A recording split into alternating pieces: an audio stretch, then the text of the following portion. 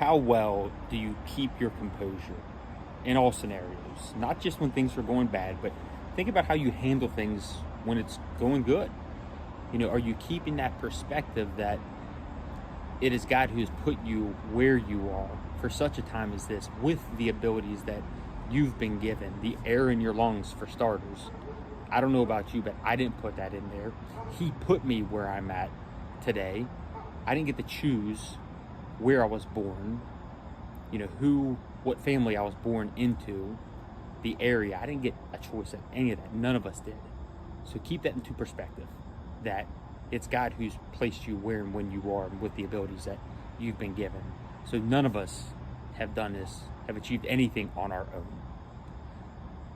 But when things are going bad, I think that's when it's a little more obvious that people lose their composure, right? They get caught up in the heat of the moment. I know I'm guilty of that, especially my thorn in the flesh is when I get behind the wheel.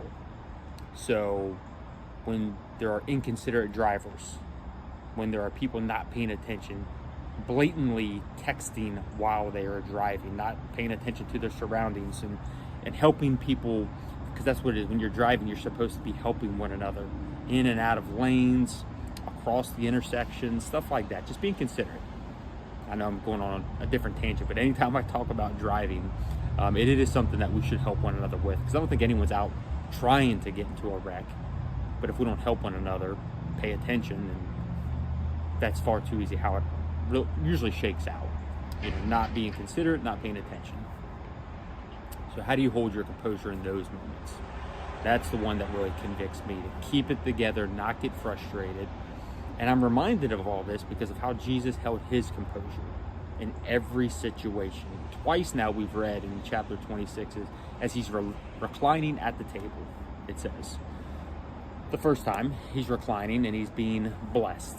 He's being anointed with this ointment, and as Jesus tells his disciples and everyone in the room that it is actually preparing him for his burial. So this is a significant moment, and it connects to the second time we read about him being reclining at a table, and he tells his disciples that one of them will betray him.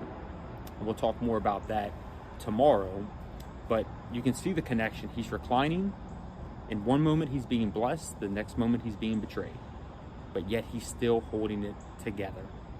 He doesn't seem very anxious about this, blaming anyone. He's simply just stating facts in good times and in bad, because he was that focused on God's will for his life. When you have that type of clarity, you can keep your composure.